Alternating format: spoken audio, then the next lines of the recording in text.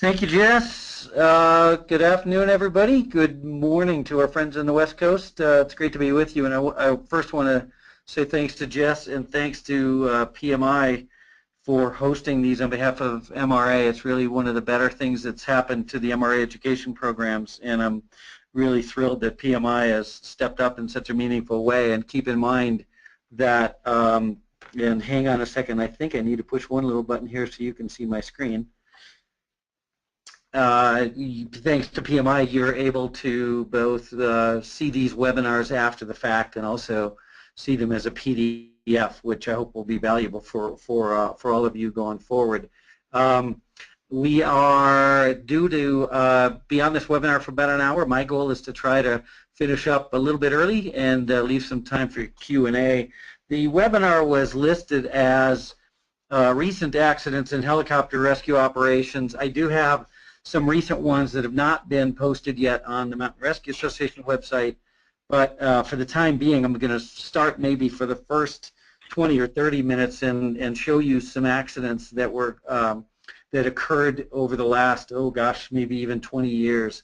We go back quite a ways, but there's some great lessons taught in many of these accidents, and I'm hoping you're able to take what I present to you today and make those lessons taught become more of a lesson learned. I should also tell you we're going to break new ground today. Jessica and I tested yesterday using some pretty extensive number of videos in the webinar. So you're going to see a bunch of video. It may not be perfect. It may be a little choppy. They're a bit grainy, smaller WMV files so that they can stream it all. But when we post it, we'll post something with a little higher quality video.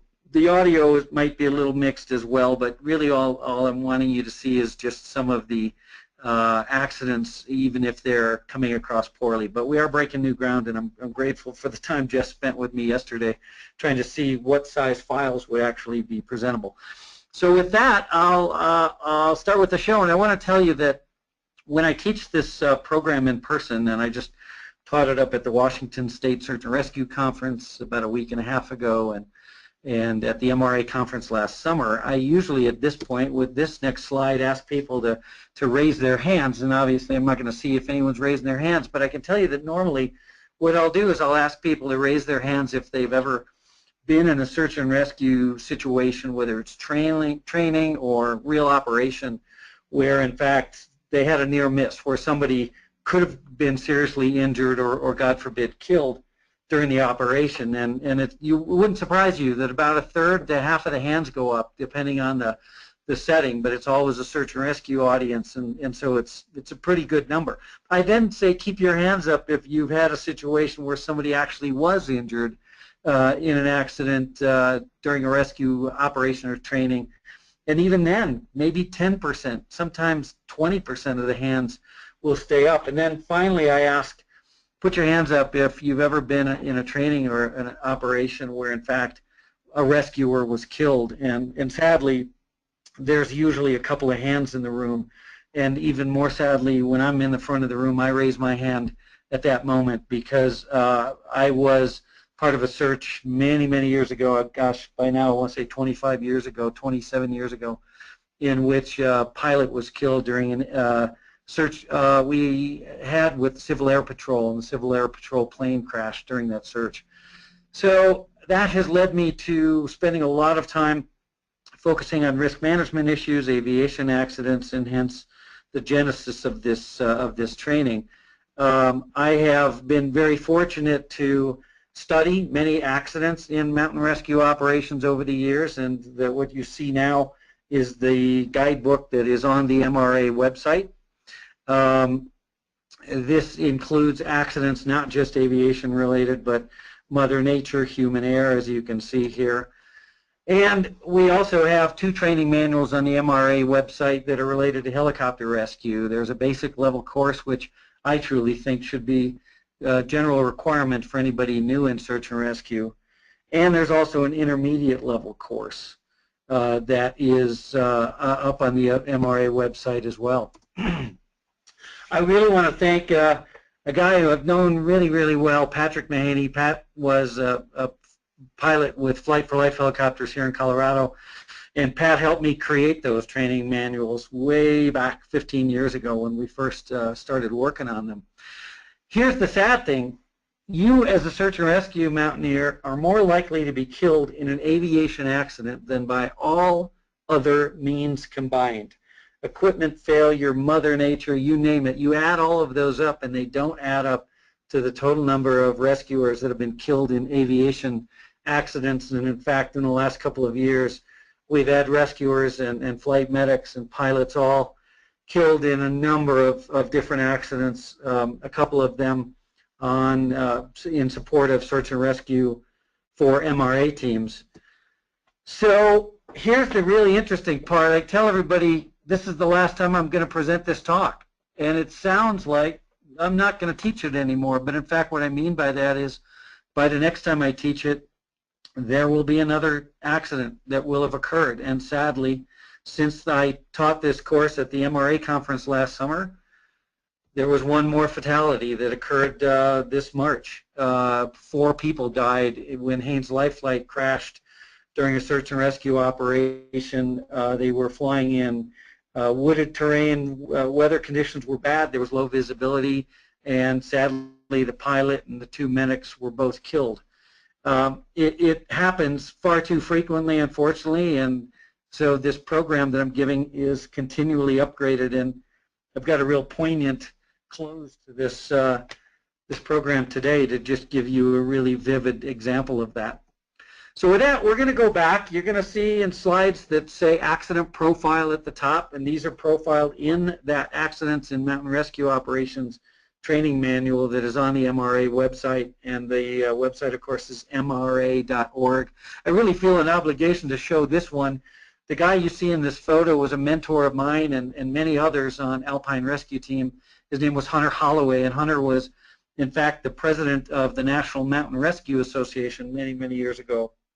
And in fact, while he was president, Alpine Rescue Team was supporting Larimer County Search and Rescue on a search for a lost, I think it was teenager, and Hunter got on board Channel 9, Sky 9 helicopter to assist in the search, and when they tried to land back at the command post, there was just bad winds, downdrafts, updrafts, all of this, and so the pilot was struggling to put the aircraft down, and as you can see, it rolled over. Everybody survived and all was good.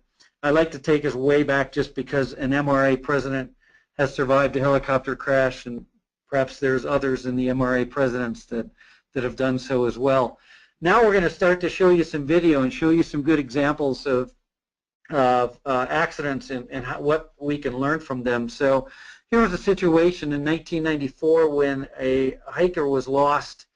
Some of these are, of course, before cell phone days. Hiker was overdue, middle of the summer, in Arizona, so you already know it's hot. One of the biggest things helicopters don't like. And if you know, look carefully, and you know helicopters, you recognize this helicopter. Some may think it's a Black Hawk, but in fact it's a Pave Hawk. And the way you know that is it's got a refueling boom sticking out of its nose, so it can refuel on long Air Force type of flights. What the Pave Hawk also has then, as a result, is a lot more weight because it's got a secondary fuel tank in the back. And so this very heavy helicopter was, after the search was concluded, and in fact the hiker had been found and was fine and rescuers were walking him out, they decided to use this Pave Hawk to extract some rescuers from deep in a canyon. And what you're going to see, the first few seconds of this video are bad even on my computer.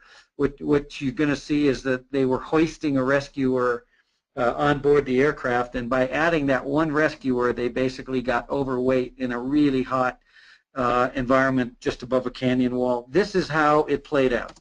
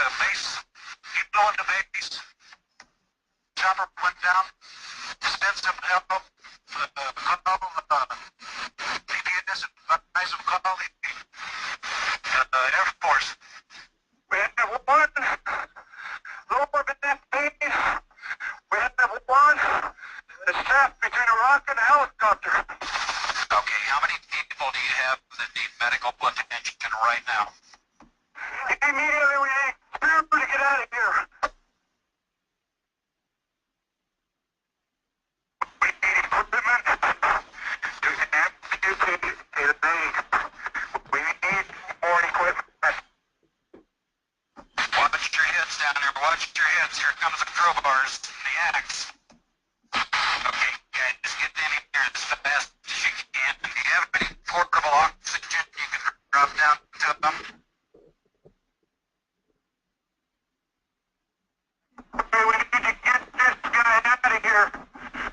So you noticed in that video, and I'm sorry it was really choppy. I'm hoping we're not going to experience that with some of the other videos. It ran better last night.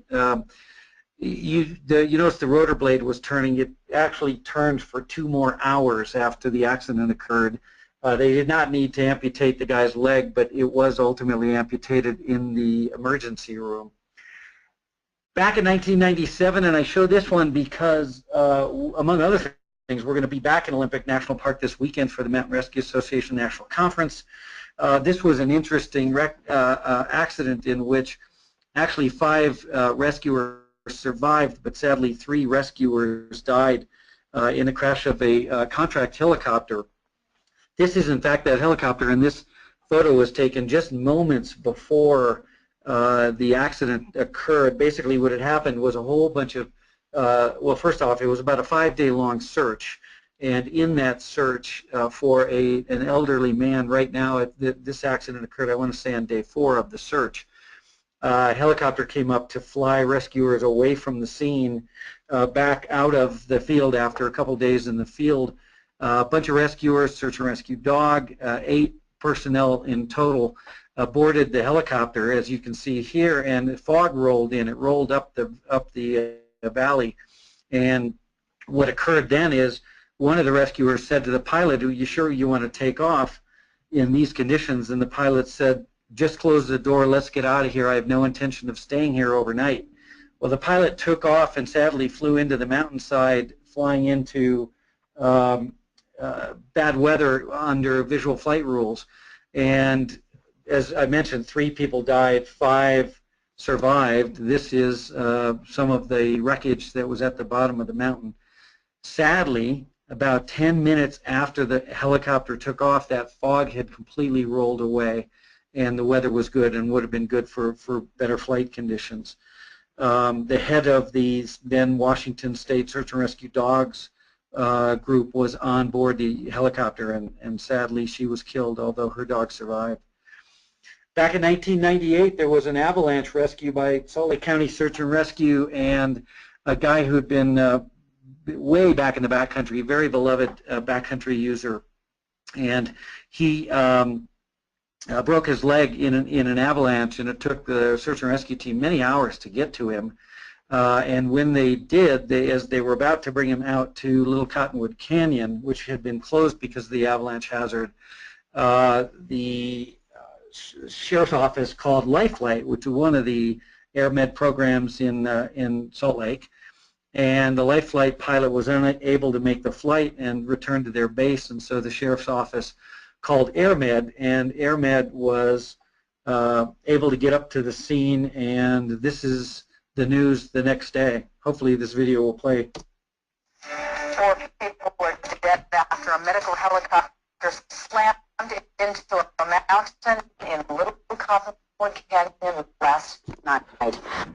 Rescuers were trying to transport an avalanche victim at the time of the tragedy. The burning wreckage was spotted in the middle of the night. So the audio is choppy, but the video is good, so I'm just going to try to talk over a couple of these videos. This is a news story the next day. What you're going to see as we continue to watch it, this was the burning wreckage the next day. Killed in the accident was a pilot, a medic, and in fact the man that they were trying to rescue. You'll see in just a second after the sheriff's interview some video of the man that they were trying to rescue themselves.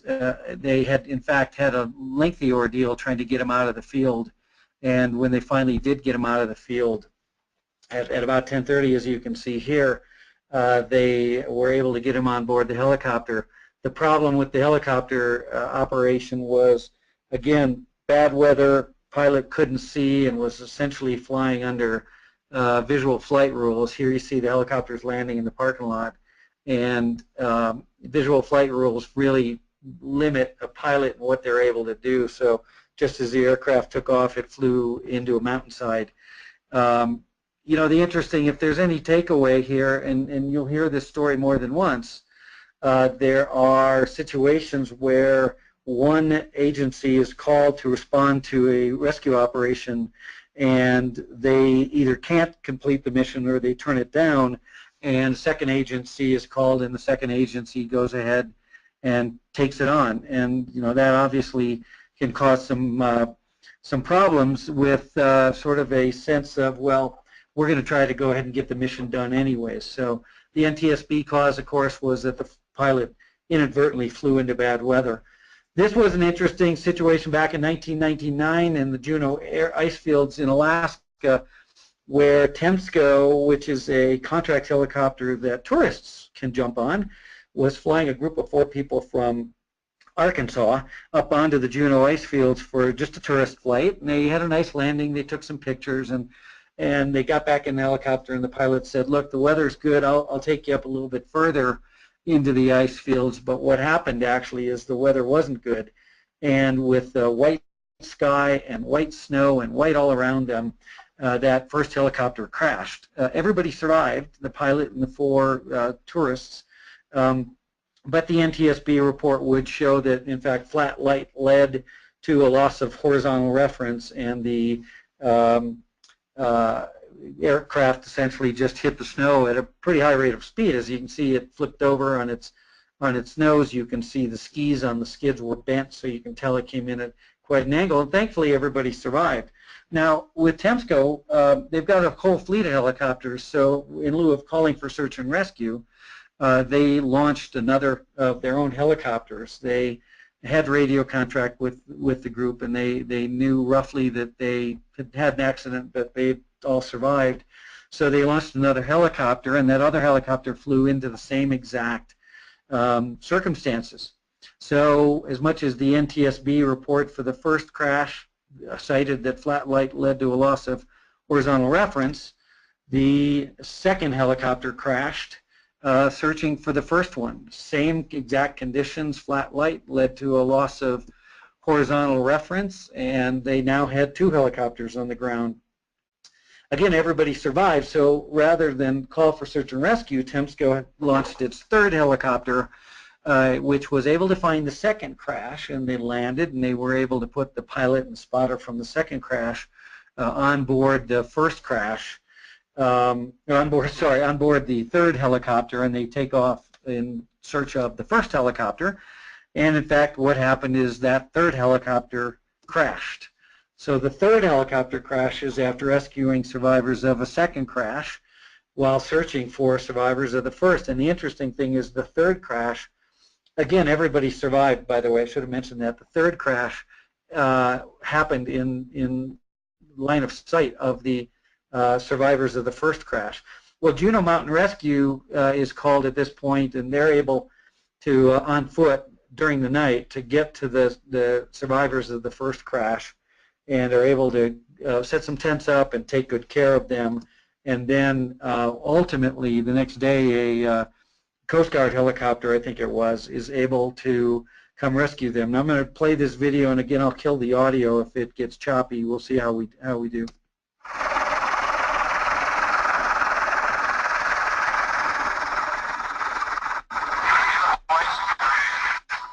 So you can imagine, I'm going to mute that, you can imagine these guys in the top of the screen here, see if my mouse works. You can imagine them saying, yeah, go ahead, get in this litter. It's not going to be a problem. Jump in this basket after these guys have just watched been in a helicopter crash, watched another one crash, heard that a 3rd one crashed, and they're trying to tell the survivors to get inside the aircraft or inside the basket for hoisting.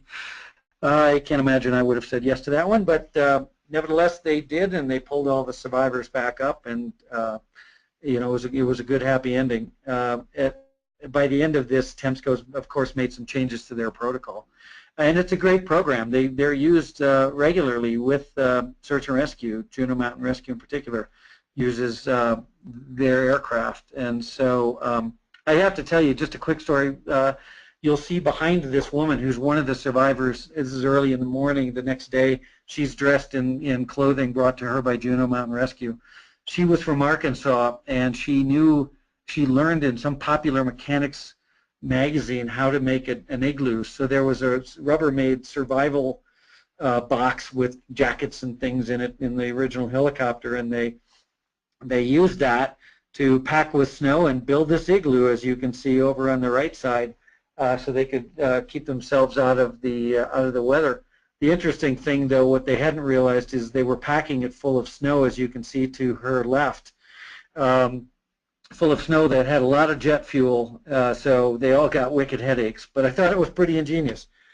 I'm going to skip this slide, go on to another accident back in 1999 here in Colorado, Larimer County Search and Rescue. I show you a couple of these because they're really important. The frequency with which we put too much weight on helicopters, and we end up in situations where there's just insufficient power in a helicopter to be operating at altitude. This was the condition here. Everybody survived. One of our MRA members sustained a broken leg and is being carried out, as you can see, but everybody survived in this accident.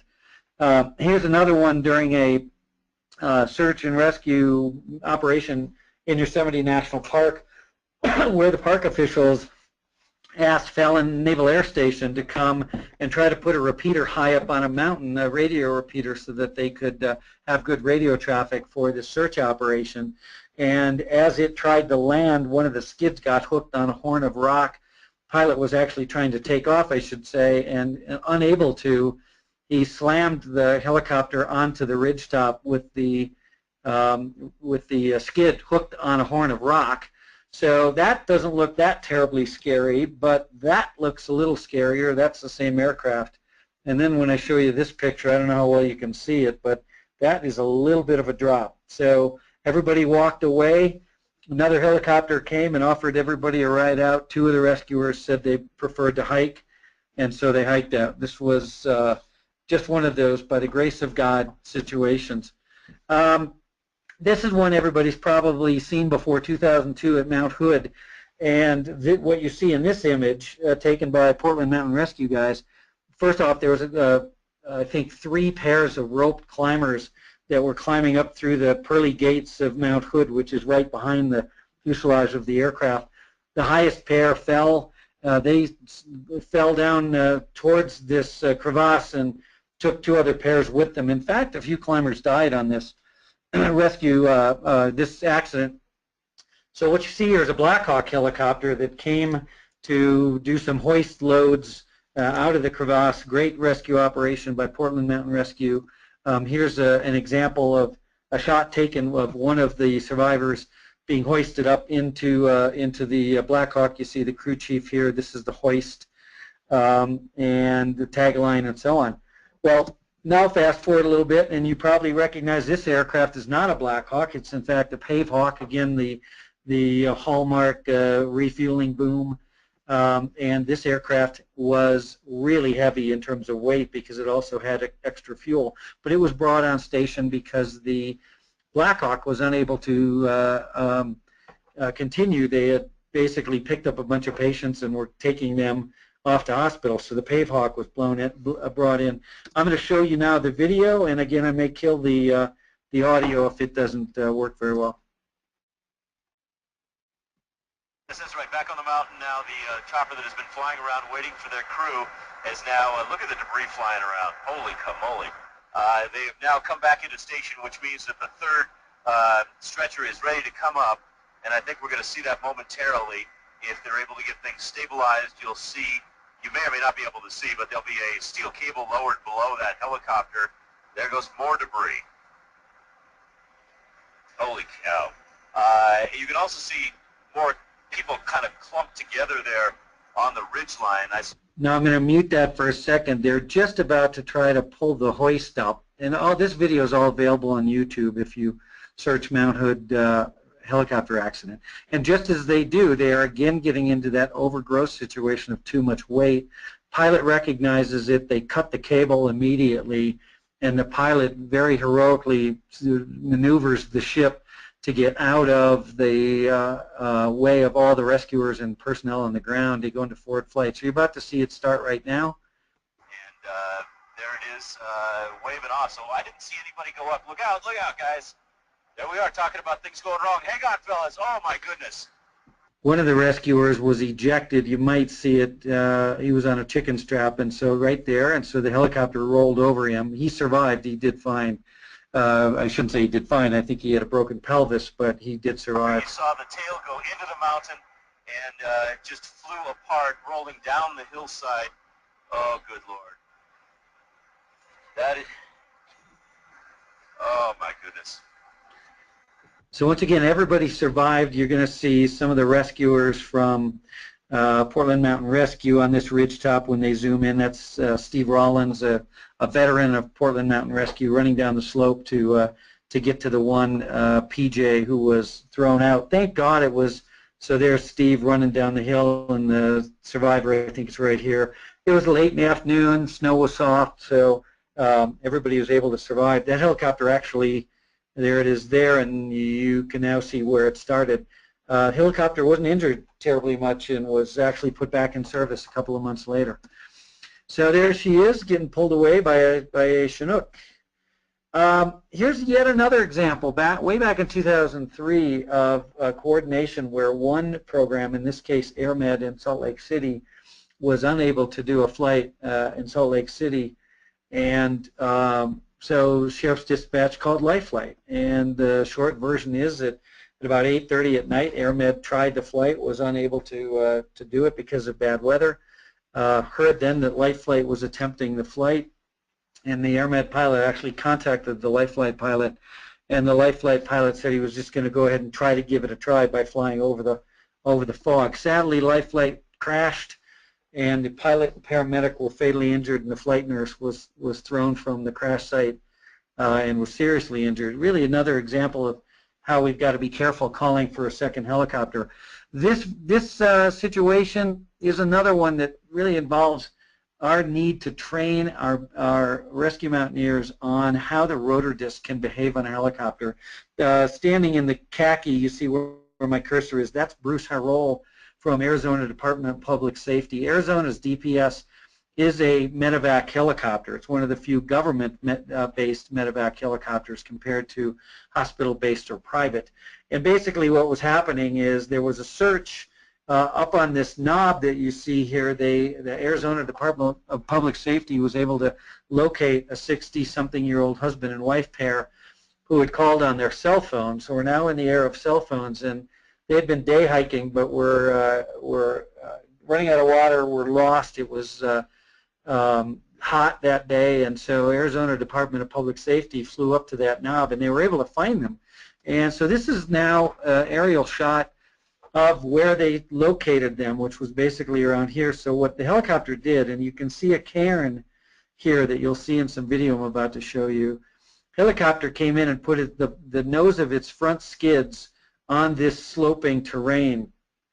And Bruce got out, exited by way of the front of the helicopter, went and got the male subject who was uninjured, brought him to the door of the helicopter and had him get in, and then Bruce went back for the female, and at the point at which he went back for the female, his pants got caught up on a cactus. I'm sorry, her pants did, and so she sort of stopped in her tracks, and Bruce reached down to get her pants unstuck from this cactus, and once he did, he stood straight up and stood straight into the tip of the main rotor blade. Bruce was, I want to say, about 6'2", 6'3" tall, and as I'm going to show you in a minute, the rotor disc was at a pretty significant tilt, and so he was, in fact, at 6'3" on a helicopter doing a nose in, took a rotor blade to the forehead. This is the agave plant that you see here that the woman's pants got caught up on. So the local fire department observed all of this. They were actually surprised because the air-to-ground communication was incomplete, and the captain did not know that Department of Public Safety was actually going to land and try to pick up the two stranded hikers. This is now some video. There's no audio with this.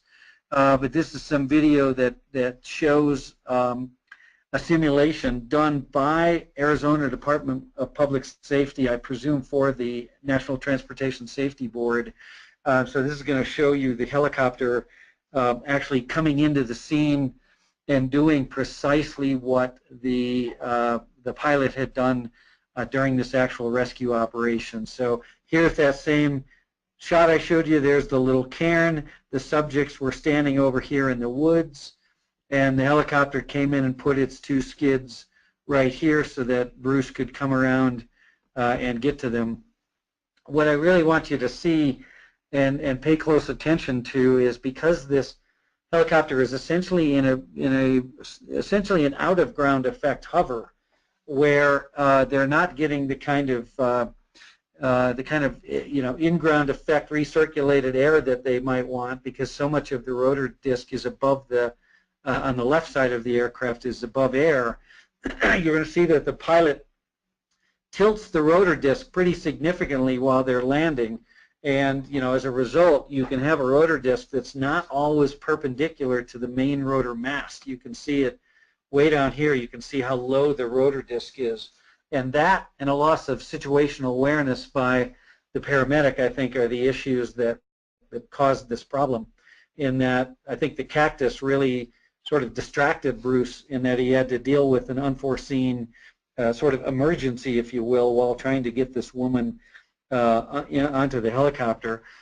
Bruce was hit by the main rotor. He went down. The pilot yelled to the woman to get on board the aircraft, which she did on her own, and the pilot flew away from the scene. Pilot couldn't shut down at this point, grounded for that accident, largely because of the terrain. As you can see, it would have been way too dangerous.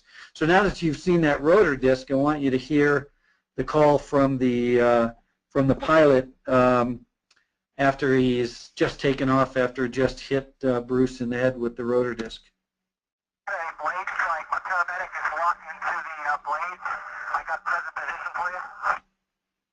So basically what happened here, as you can see in the study from the NTSB report, is there's some concern that the goggles that DPS wears, including the night vision goggle mount bracket, makes it really hard to see above your head, and they think that might have been a contributing factor in the accident. No video on this one, but this is one we all got to be aware of. The great lesson here, sad and tragic lesson, but one that's important for all of us.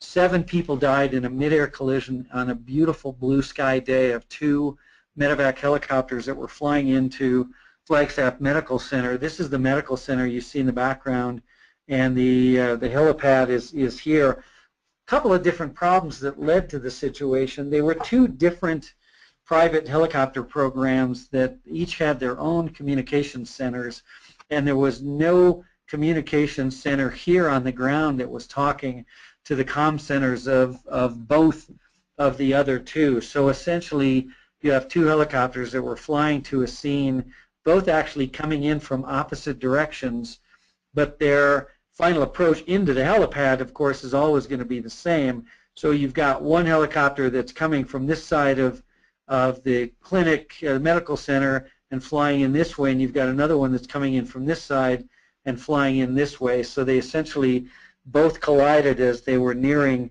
final approach. There were 8 souls on board. 1 survived, and only because she fell a great distance but landed in a tree and was able to survive. These are the classic lifeguard and Guardian Air crew members and patients that died. Really a good example of, and it was shortly after this accident, that Flight for Life here in Colorado, a group that I do some work with, moved to a new protocol called Heads Up, Visors Down. And whenever our crew take off from any location, or as they approach a hospital or any field landing zone, there's always a Heads Up, Visors Down call by the pilot to remind people that no matter what you're doing, you need your head up and your eyes outside the aircraft. There were a lot of people on board both of these aircraft, but they were clearly focused on patient care and on the helipad at the hospital. and sadly none of them saw the other aircraft that they had the accident with. Here you see where they came from. My thanks to Ken Phillips of National Park Service, who was involved in the study of this. You can see they were coming from opposite directions. They did not, as the arrows would indicate, crash head-on. They actually crashed both coming in on final approach to the same approach path towards the pad. And the NTSB cause was pretty simple, just that the two pilots didn't see and avoid each other on their approach to the helipad. One more case back in 2008 of one helicopter program taking on a flight that had been turned down by another one. This is a PHI helicopter, and if I go back one slide, sorry, in Huntsville, Texas, that had taken on a mission, a night mission, that had been turned down by Life Flight after it had to cut the flight short because of low clouds. And PHI Air Med was called to see if they would take on the operation. They did, and sadly they flew out of VFR conditions into IFR conditions, and so it was presumed that the outside visual reference was lost because of the evening conditions. I won't show you any photos of the crash site, but I can tell you that it was scattered in a great distance. The transmission and mast were 500 feet from the initial impact point, so they were flying at a pretty high rate of speed, and the tail boom and tail were 50 feet to the west of the original location, and tail rotor was nearly 600 feet to the south as well. Oops, sorry about that. Let me go back. I can do this. I'm qualified, I promise. There we go. So the total disintegration of the aircraft, and of course the crew was all lost. It was a tragic situation. Here's a situation that occurred with MRA teams. So we have a bunch of MRA teams in New Mexico, and this was a search for a woman who had called in on her cell phone. She and her husband had gone for a hike. They had gotten separated and lost, and she called for search and rescue. Well, the search and rescue team, ground teams, were deployed and put into the field. And at the same time, the New Mexico State Police had its own helicopter, and qualified pilot Andy Tingwall. And during this operation, as it turns out, the Sergeant Tingwall, his wife was in fact the dispatcher for the search and rescue and for the state police. And so she notified him that there was a search going on, and Sergeant Tingwall went out to the airport and launched his helicopter. And according to the report, he launched unbeknownst to Incident Command at the command post, so essentially self-deploying. He was able to get up to the scene, was talking to the lost subject essentially through his wife, who was on the phone as dispatch. And the sergeant was able to land the helicopter. He had a spotter on board, was able to land the helicopter, and he put, it's a long story as to how, but he found the woman and he brought her back to his helicopter.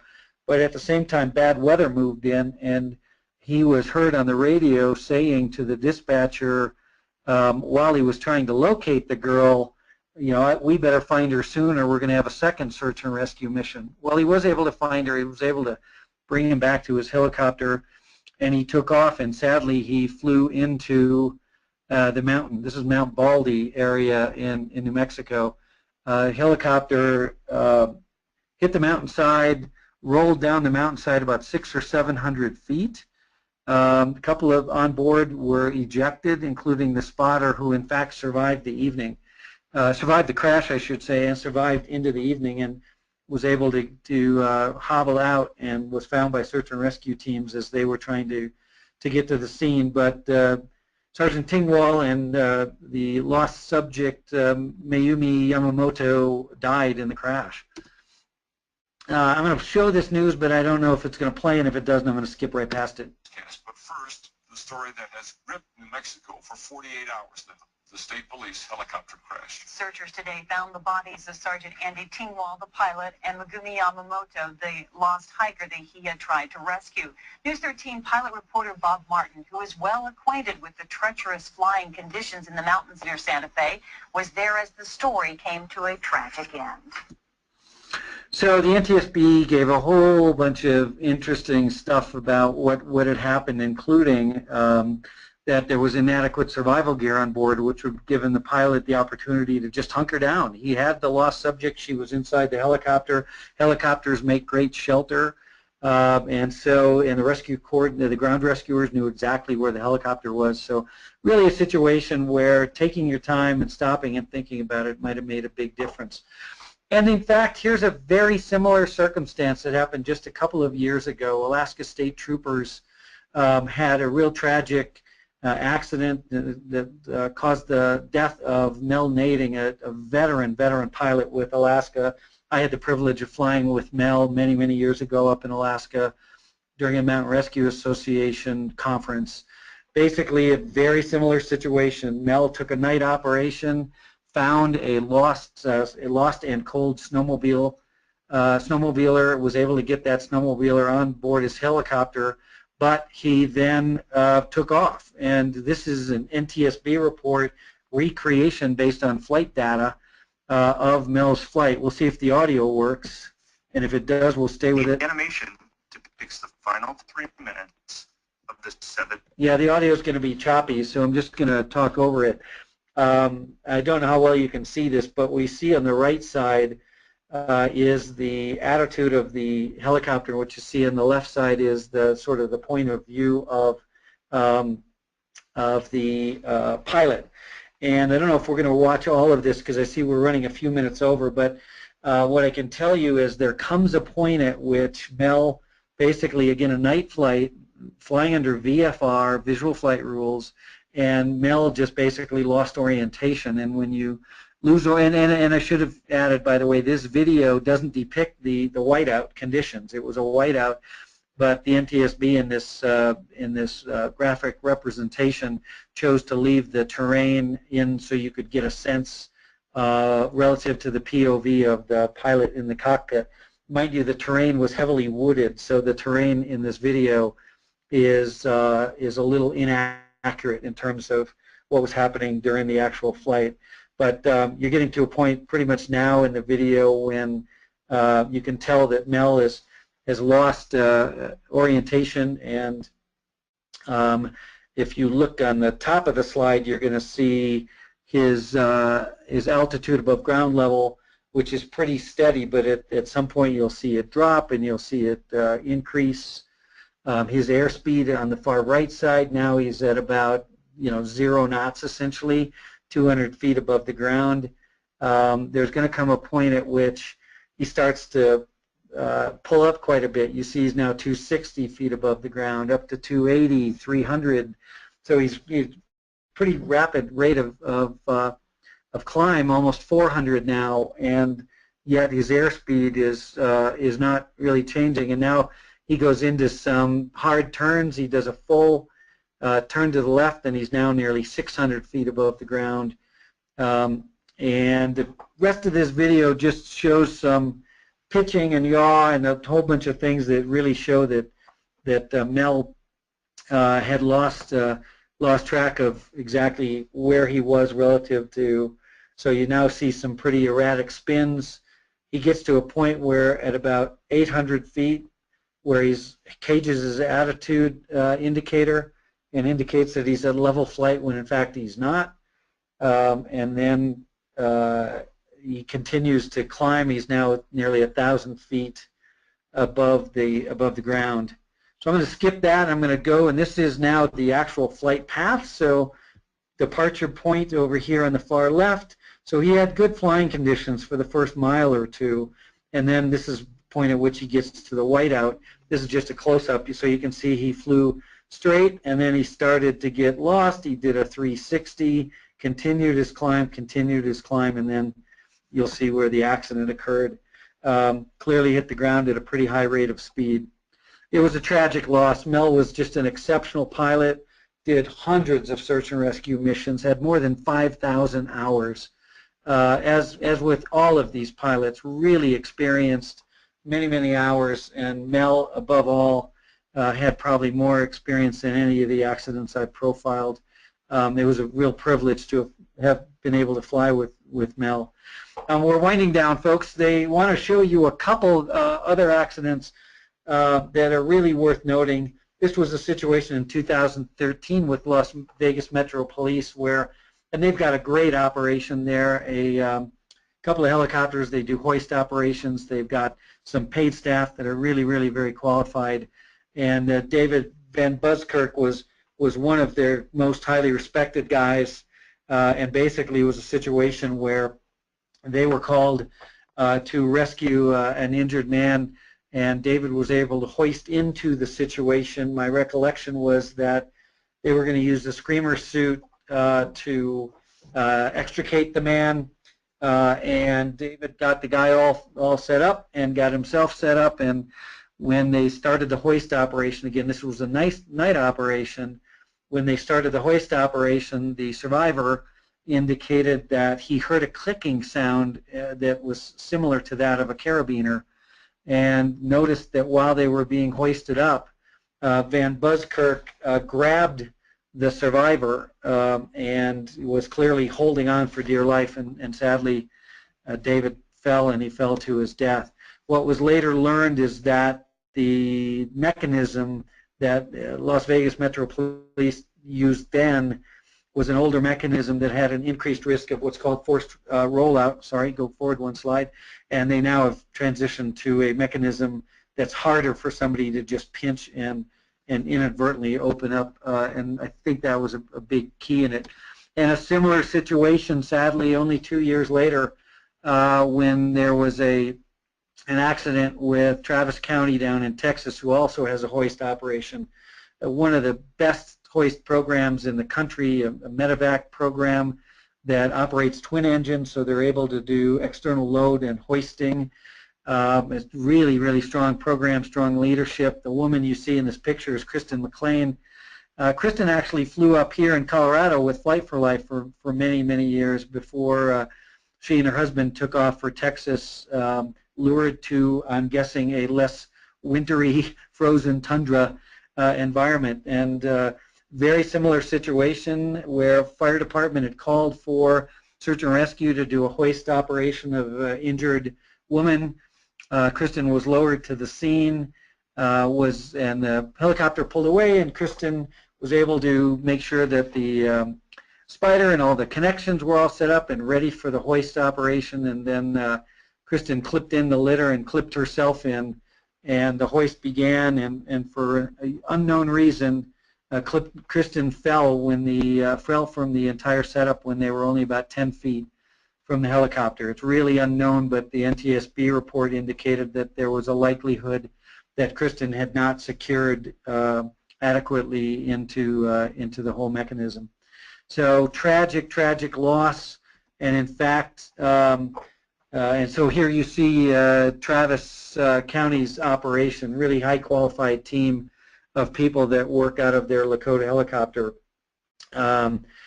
And just the EC-145, I should say, the Lakota is the military name.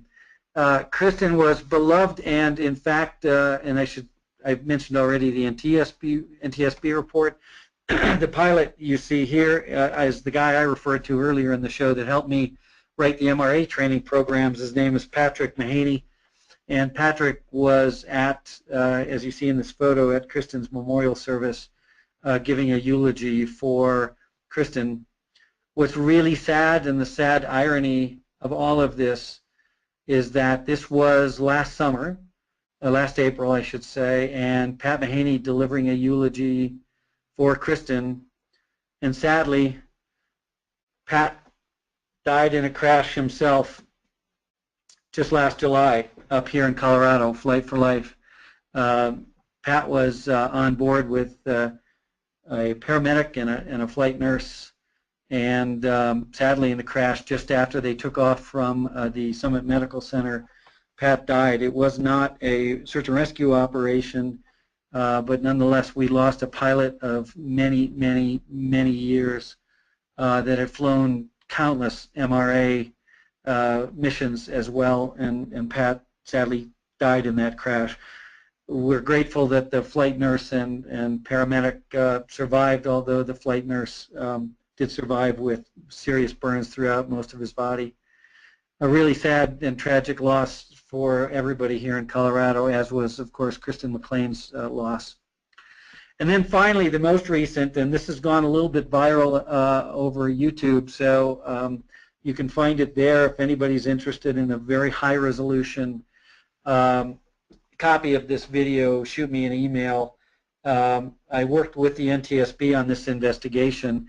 Here was a situation where a very experienced hiker who had a blog about a series of hikes she had done, and she was on her last hike in Utah, and was her family basically called in the next day to say she's gone missing, she's not returned, but they knew pretty much where she was. Salt Lake County Search and Rescue searched overnight, and early the next morning the Utah Highway Patrol aircraft that you see here joined in the search, and they were able to find the missing party. It was very clear that she had fallen to her death.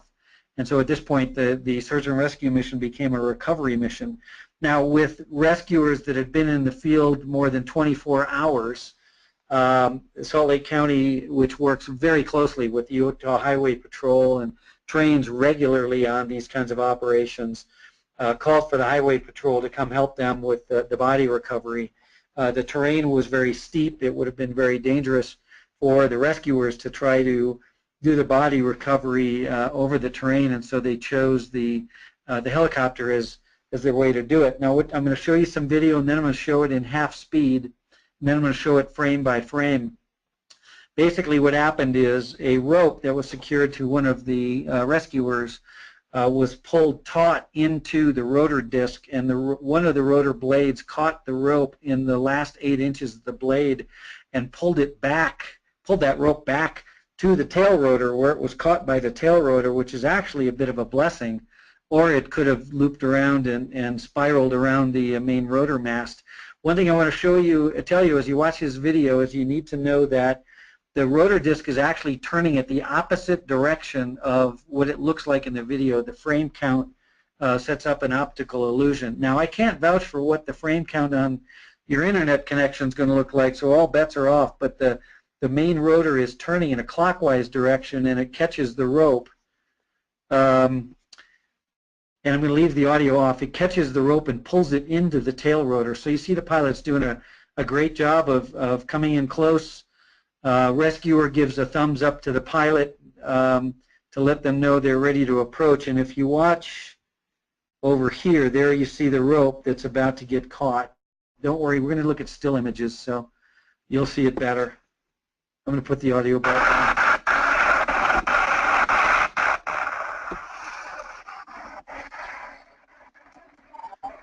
So I'm taking the audio back off. Everybody survived. The pilot did a great job of pulling some power and getting the aircraft up over the rescuers on the ground, made essentially a 280-degree right turn, I think some of it involuntary, in order to point the aircraft down into the ravine.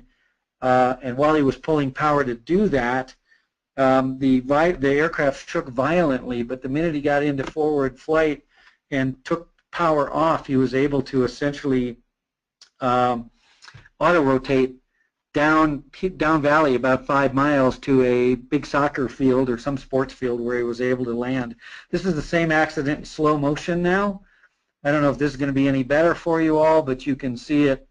You can see the main rotor grabs the rope and throws it back into the tail. Really what I want you to see is the frame-by-frame images. This will be a lot more clear. So here you see a partial rotation before the rope gets caught, and if you look really carefully now, you'll see the rope goes straight towards the rescuer, and this is right at the moment at which it got pulled by the tip of the rotor blade. Now as I pull back one frame, you can see that rope is now being pulled back to the tail rotor, and now you see rope shrapnel, you see all sorts of parts as the tail rotor takes the hit from the rope. and you'll see the rope coil back up towards the rescuers flying into the air. So again, the helicopter at this point, it loses one of the main rotor components was actually shattered, and so the pilot lost the integrity of the main rotor, which is why you saw that bustling around and all those sorts of problems. So I'll show you some of the damage, and then we'll wrap this thing up. So Jessica, if you want to prep for any questions, I'm just going to finish with this picture. So this is one of the main rotors. This is the rotor that made contact with the rope, and this is what's called the Starflex assembly, which is what carries the power from the main rotor shaft, this big wide one, into the main rotors themselves, and you can see that that shattered. And the pilot, this is why when the pilot applied power, he was getting significant vibration, but when the pilot laid off the power, then he was able to sort of auto-rotate to the ground. And that is the tail fin. As you can see, it was bent when the helicopter did its 90-degree turn and made contact with the rocks. So with that, I want to wrap up. Now, normally in a crowd, I engage in a lot of just back and forth with folks that are in the room about, you know, what do you think are some of the common threads from many of these? But since none of you are here, I'm going to just jump right to what people normally will throw out in this training, and that is common threads are human error. No, almost 100% of the time. There are many situations where one crew turns down an operation and another crew takes it. There are situations where pilots flew into inadvertent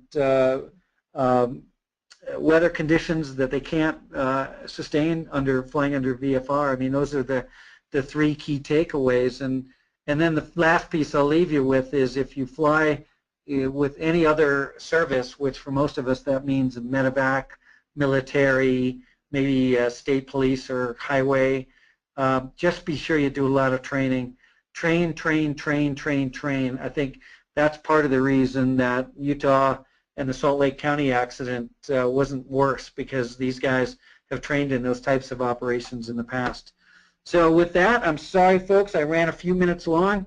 I'm going to throw it back to Jess. And Jess, if you've got one or two questions, or we want to stay on for just a couple more minutes, I'm happy to entertain any. Okay, we actually do not have any questions right now. So if you have any questions for Charley, you can put them in the chat/question section of your control panel, and we can get to them this afternoon. So we'll wait a few minutes and just see if you guys have any. And while you're waiting, Jess, let me remind folks that maybe coming up to the MRA conference in Port Angeles, we are going to be, we're blessed by having Naval Air Station Whidbey Island is going to be coming in and doing a hoist demonstration on Friday afternoon. They'll be teaching us in the classroom how they do their operations in the morning. And we're also going to be blessed by one of the few Mountain Rescue Association teams that essentially, for all intents and purposes, has its own aircraft. And that is Snohomish County Volunteer Search and Rescue Team and their helicopter response team. They're also going to be flying with us on Friday afternoon. They're going to demo short hauls, they're going to demo hoist insertion and extraction, and they'll also be with us in the classroom on Friday morning, teaching us their protocols through a PowerPoint. And then finally, Friday during the dinner, we're going to be able to witness just outside the barbecue the Coast Guard Port Angeles station is going to show us how they do overwater rescues using rescue swimmers. That'll be a great opportunity for us because their commander is going to come over to be with us and sort of narrate what's going on as a bit of an MC. So I hope you'll be there, and if you're not, we're going to try to post after the conference some of the training materials that we shared with everybody. Jess, anything, or should we wrap this up? Nope, we don't have any, so we're going to go and wrap it up. I'm going to transfer the screen back to mine. Oh, well, actually, hold on, we got one. Let's see. Do you think adding pre-mission rehearsal methods to missions would help? Last-minute review of what folks will do. Well, I'm presuming what you mean by that is sort of talking during the operation as the aircraft is en route, and I'll answer that. And if you're instead meaning just training with people in advance, that's another answer. But I think absolutely. I mean, we had a situation with Alpine Rescue Team where if we were carrying a litter down to a sort of dicey ground landing zone, we would do our best to stop those that had been doing the long litter carry and transfer the litter to 4 people who had been already at the LZ, and those are 4 people who've been able to sort of talk about, hey, don't forget this litter requires feet first, that we have to lift it up in order to get it into this aircraft. You know, anything you can do. I mean, whoever asked the question, it's a brilliant question, and it refers to situational awareness. So, you know, I've seen so many helipad managers that'll just, you know, be standing chatting to people, and all of a sudden they'll hear wappa, wappa, wappa, and they'll run out into the field having not taken the time to look at wind speed, wind direction, gust spread, and things like that because they've just been chatting. So I think you're really wise if you got an aircraft incoming. You're really wise to talk through the operation with everybody involved and do it 2 or 3 times. Hopefully I inferred the question correctly. If not, my email is charley.shimanski@gmail.com, charley.shimanski@gmail.com. Great, and I think you did. You did clarify. You said not in advance, but when the mission is about to unfold or is unfolding.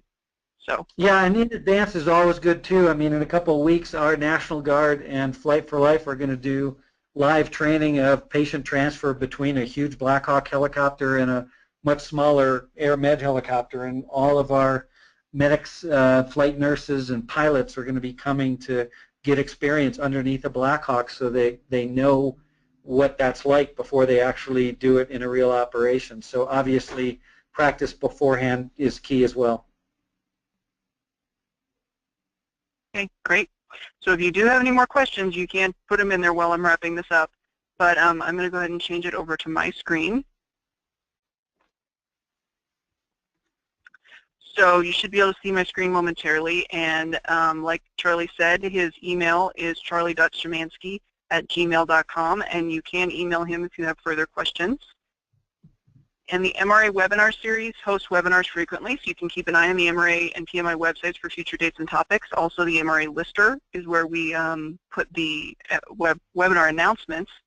Those URLs on your screen there are also going to be where we post the video and the presentation slides from this webinar, so you will be able to find them there soon. You can also follow the MRA and PMI on Facebook and Twitter at the URLs shown on your screen. So we don't have any further questions, so we'll go ahead and end it. Thank you very much, Charlie, for presenting it, and we hope it was helpful, everybody. Thanks, Jess. Thanks, everyone. Have a great day, everybody.